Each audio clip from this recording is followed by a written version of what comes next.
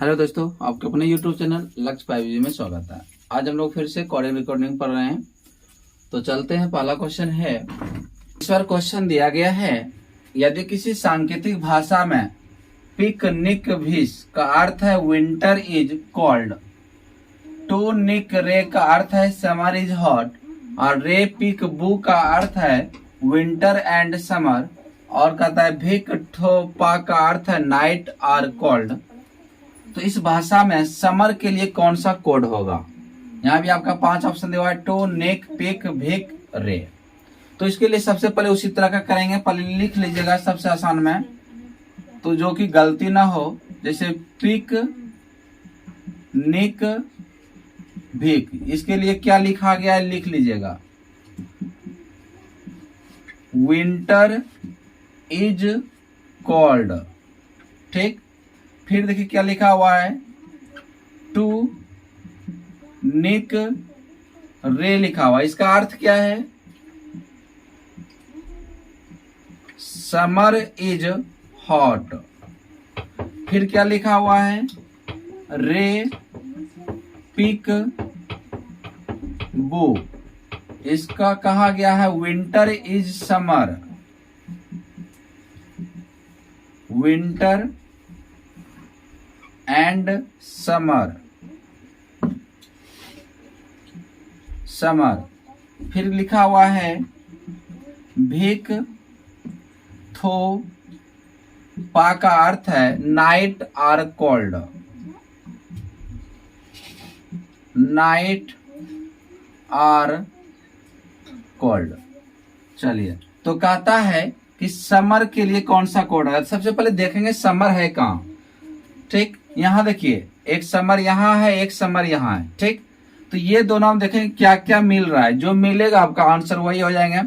तो इसमें देखिए यहाँ पे है इज और इज खोजिए। देखिए यहाँ पे इज है, तो सबसे पहले इज और इज हो गया कैंसिल। देखिए इन दोनों में क्या मिल रहा है, इन दोनों में क्या मिलेगा, जो मिलेगा उसको कैंसिल कर लेंगे। यहाँ देखिए निक और निक, तो ये और ये क्या हो गया, कैंसिल हो गया। ठीक, यहां से इज और इज कैंसिल कर लीजिए।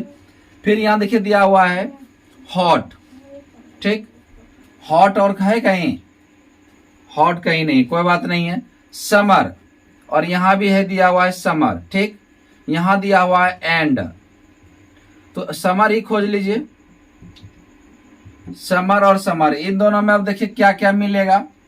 यहां दिया हुआ है टू रे, रे पिक बू, दोनों में देखिए मिल रहा है रे रे, तो यहाँ भी समर और समर दोनों में मिल रहा था, तो ये दोनों में क्या मिल रहा है, रे रे। तो इसका आंसर हो जाएगा समर का रे, SUMMER। समर का क्या हो जाएगा, रे। यही आपका क्या हो गया आंसर। तो देखिए रे किस में है, रे आपका ए नंबर में है, तो ये आपका आंसर हो जाएगा रे। पता है अगला क्वेश्चन है, किसी सांकेतिक भाषा में 1 2 3 का कहता है हॉट फ्रेड कॉफी लिखा हुआ है, और 3 5 6 के लिए वेरी हॉट डे लिखा हुआ है, और 5 8 9 के लिए डे एंड नाइट लिखा हुआ है।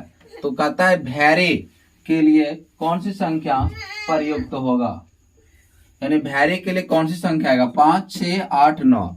तो इसको कैसे सॉल्व करेंगे, बहुत ही आसान है। सबसे पहले देखेंगे वेरी, तो वेरी किस में आया, वेरी हॉट डे। वेरी के लिए क्या है, पहले इसको जो एक तरह से लिख लीजिए तब आसान होगा। 1 2 3, 1 2 3 के लिए क्या लिखा हुआ है, हॉट फिल्टर्ड कॉफी, COFE। फिर देखिए क्या लिखा हुआ है, 3 5 6 का अर्थ है क्या, वेरी हॉट डे। और फिर देखिए क्या लिखा हुआ है, 5 8 9 के लिए लिखा है डे एंड नाइट। ठीक, तो कहता है वेरी, वेरी कहाँ है, ये हम देखिए वेरी, ये नहीं कि कर लीजिएगा 3, हॉट के लिए 5, डे के लिए 6, इस तरह का नहीं करवाएंगे। सबसे पहले हम देखेंगे यहाँ हॉट लिखा हुआ है ना। हॉट और किस किस में वर्ड में लिखा है, यहाँ भी देखिए एक हॉट है। तो ये दोनों, इसको अगर समीकरण फर्स्ट मानना है, समीकरण सेकंड और समीकरण 3 मान लें, तो समीकरण फर्स्ट और सेकंड में देखिए हॉट और हॉट मिल रहा है। तो समीकरण फर्स्ट और सेकंड में देखेंगे इन दोनों में ऐसा कौन सा अंक है जो दोनों में मिल रहा है। 1 2 3 3 5 6 दोनों में देखिए ये 3 3 मिल रहा है। तो इसका मतलब है हॉट के लिए जो आएगा वो आ जाएगा 3। हॉट के लिए क्या आ गया, ये 3 खत्म हो गया, यानी इसका आंसर जो है 3 नहीं होंगे। ठीक, यानी हॉट के लिए कितना आ गया, 3 आ गया। अब फिर देखिए यहाँ डे है, और देखिए डे कहाँ लिखा हो, यहाँ देखिए 2 और 3 समीकरण में मिलेगा, डे और डे। तो देखेंगे 2 और 3 में ऐसा कौन सा अंक है जो दोनों में मिल रहा है। दोनों में देखिए 5 और 5 मिल जाएगा, यानी डे के लिए आ जाएगा 5 शब्द। अब देखिए 3 के लिए हॉट आया, 5 के लिए डे आया, तो बचा क्या, 6 बचा। तो 6 के लिए लिखेंगे भैरी, यानी भैरी जो है इसके लिए जो कोड आएगा, जो संख्या आएगा वो बी नंबर का 6 आएंगे। चलते इसी तरह एक और क्वेश्चन। अगला क्वेश्चन कह रहा है कि यदि किसी सांकेतिक भाषा में 256 को कहता है बॉय आर गुड को, क्या कर रहे हैं, बॉय आर गुड है, और 6 3 7 के लिए दिया हुआ है अमर इज गुड, और 348 का है लता इज बैड। तो इस भाषा में अमर को क्या कहेंगे। ठीक, तो इसका आंसर सबसे आसान है, पहले लिख लीजिए इसको। 256 को कहता है बॉय आर गुड। फिर यहां देखिए दिया हुआ है 637 के लिए लिखता है ये अमर इज गुड, और 348 के लिए लिखता है लता इज बैड। ठीक, तो इसको समीकरण फर्स्ट है, ये समीकरण सेकंड है, और ये थर्ड है।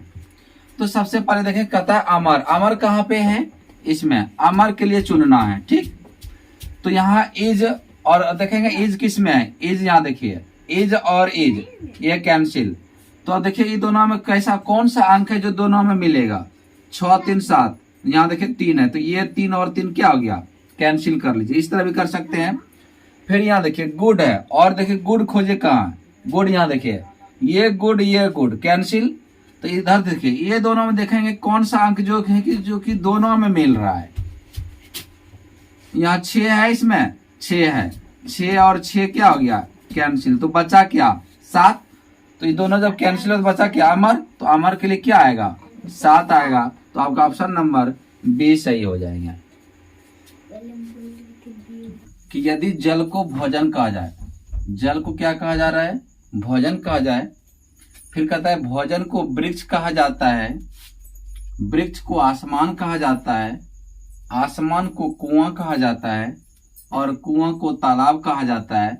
तो कहता है फल किस पर फलेंगे, यानी फल किस पर फलेंगे।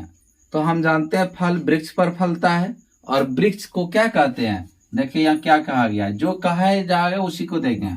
वृक्ष को आसमान कहा गया है, वृक्ष को क्या कहते हैं, आसमान। तो इसका आंसर क्या हो जाएगा, आसमान। तो आपका ऑप्शन नंबर बी सही हो जाएगा। अगला क्वेश्चन है कि यदि वर्षा को गुलाबी कहा जाए, गुलाबी को बादल कहा जाए, और बादल को जल कहा जाए, और जल को पुल कहा जाए, और पुल को चंद्रमा कहा जाए, तो कहता है आप किस चीज से अपना हाथ धोएंगे।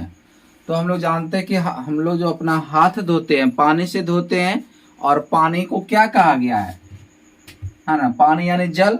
जल को क्या कहा गया, जल को पुल कहा गया है, जल को क्या कहा गया है, पुल। तो इसका आंसर कौन सा हो जाएगा, चंद्रमा, वर्षा, जल, पुल।